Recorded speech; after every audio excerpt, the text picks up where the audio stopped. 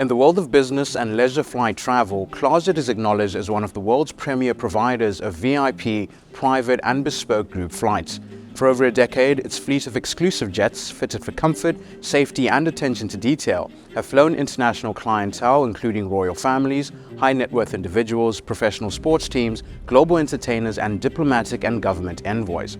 Today, the airline has expanded its operations, adding ACMI services to its portfolio. Its CEO, Justinas Bulka, is overseeing the company's development as KlasJet looks to expand its industry footprint in the world of VIP travel and as an ACMI provider. Now, for over a decade, KlasJet has been one of the leaders in the provision of VIP, private, charter and bespoke group flights. 16 to 12 months ago, you added ACMI services to your portfolio. Walk us through what led to these developments. We successfully grew in the VIP business segment, and we wanted to repeat the same success in the ACMI business sector. In 2017, we acquired the first B737-500, and till 2019, we increased our fleet up to 5 aircraft. After pandemic, our revenues increased fourfold. Looking at the big potential in the market, we can provide our services to niche clients, we decided to step in ACMI market. As at that moment the group didn't have a company operating Boeing 737-800, KlasJet was a logical solution to achieve synergy, because we can use the same people in the office which know how to deal with Boeing procedures and manuals, and of course we had crew members dedicated for Boeing operations. Now, what structural or organizational changes have you had to implement within the business to now be able to cater for both VIP and ACMI operations? It required a review of all procedures and all policies. We grew a lot previous year, hiring new people and growing from 50 up to 120 people in the office, and the number of crew members increased from 50 up to 300. It required to review all procedures to ensure fast communication, smooth operations and on-time schedule performance. As we were focused as well on high quality and safety standards, one of our goals was to achieve IOSA registration, and we did it in May of this year, and we are very proud of providing this high quality, safety and security standards to our clients and to our passengers.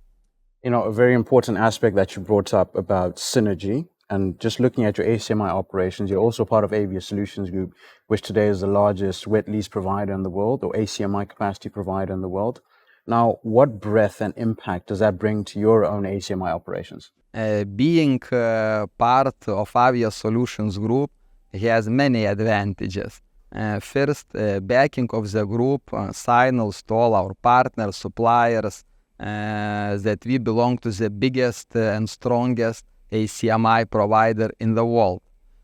Second, of course, there are other many group companies which supports us on daily operations. For example, as FL Techniques, which gives maintenance services to our planes, BAA Training, which allows us to train our crew on their simulators and provides in-person and live trainings. Census Aero and Locator are great solutions for us and for other operators.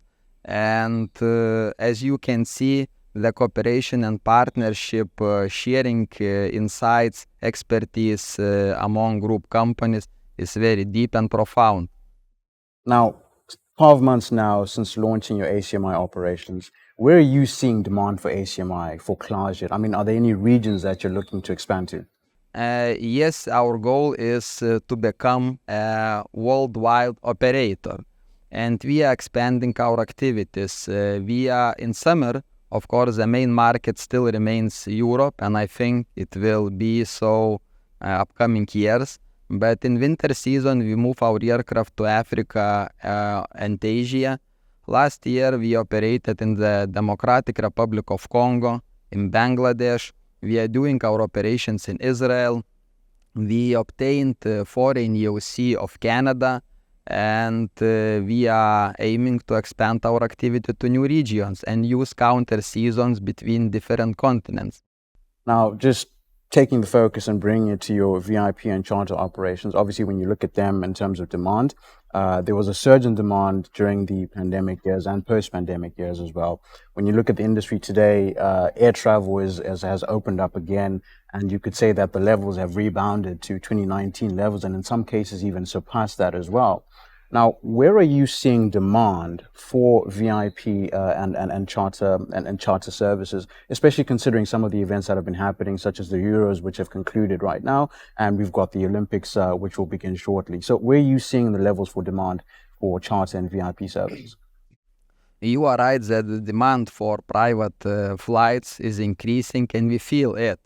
As you mentioned, major sport events this summer as Euro 2024 or the Olympics, which will start in 1 week, are important sport events for us as well. And during Euro 2024, some national teams flew with us, and they're very satisfied with our services. But I can tell that there are other events like music tours, safaris, corporate events, governmental institutions travel as well, which uses our services and require to fly with us. For that reason, I can tell that our main clientele, like governmental institutions, big corporations, sport clubs, music bands, famous singers, know us, they use our services, and they are very satisfying. Just maybe expanding on the clientele, would you say today in the industry, is there a new perception or a different perception of private charter flights in the industry? I could tell that pandemic helped our clients to understand the value of private flights, and they want to use the services even more. Because it saves their time, and I think like there are many advantages which allows them to use private fly, and they are like to do that, like flexibility of schedule, individually ordered catering, spacious accommodations and seating for everybody needs, special trained cabin crew attention, and of course unique interior and exterior design. So this differs KlasJet from our competitors and allow our clients to return to us. Now, having experience now with both ACMI clientele and VIP clientele, what are some of the major differences that you see in the provision of services to these different clientele groups? You are right, they are different. In the case of ACMI business, both operational teams, our and clients' operational teams, should sit together and solve many operational things like schedule, maintenance task, roster, accommodation, rotation, and many other items and topics. And they aim both to ensure schedule on-time schedule performance and smooth operations. On the VIP business segment, the client expects that everything will be done by us, starting from meeting and greeting at the airport, ensuring individually ordered catering, till organizing transfer from the airport to their hotel. So, but in both cases, we treat our clients with the same attention and special care. Now, take us through some of your fleet and crew management strategies that help to, again, maintain the smooth operations that you mentioned, but catering again to both VIP and ACMI operations. Finding crew members is one challenge, keeping them in organization is another challenge.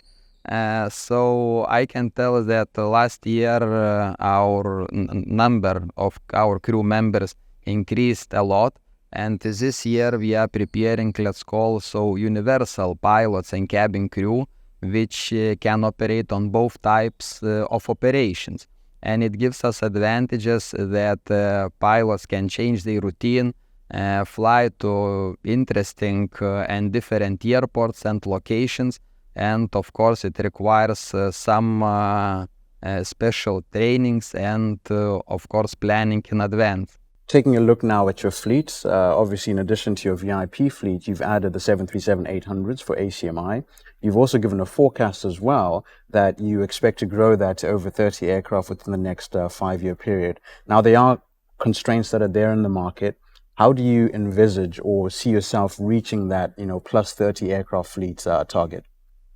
We still aim to grow and to achieve 35 aircraft expansion within 5-6 years. Of course, I understand that the market is dry right now, and both lease prices and ACMI rates are growing and about 20% per year or even more. But we see opportunities to grow. We aim for that, and we will do that. Now, you're expecting as well to grow your VIP and charter fleet as well with some exciting options such as the BBJs? Yes, of course. We plan to grow up to 10 VIP configuration aircraft, and as you mentioned, this year we expect to add 1 BBJ to our fleet. This is quite a hard project, and both operational and technical departments are working on this project to ensure that we can start our operations this autumn-winter, and this aircraft will be dedicated for Middle East region. But of course, we want to expand our activities to other regions, as Africa is our next target, and also we do more and more operations in Middle East region. Looking at KlasJet's brand and culture, your qualities are very synonymous with comfort, safety, attention to detail in the provision of your services to all your clientele globally. Now you've added ACMI. How would you like the world to perceive KlasJet with ACMI services in your portfolio now? I could tell that we apply the same values for both type of operations, and for us it's important to ensure to our clients on-time schedule performance, smooth operations, and good communication, and clients are returning to us. Give us a forecast of what the industry can expect from KlasJet over the next 12, 36 to 48 months. As the growth is a little bit slower this year, we focused on optimization, review of processes, and increase our service level of our services. So our focus is to expand to new regions. IOSA registration was also one of our milestones which we achieved, and we think that with the same team we can do more work for bright future for KlasJet.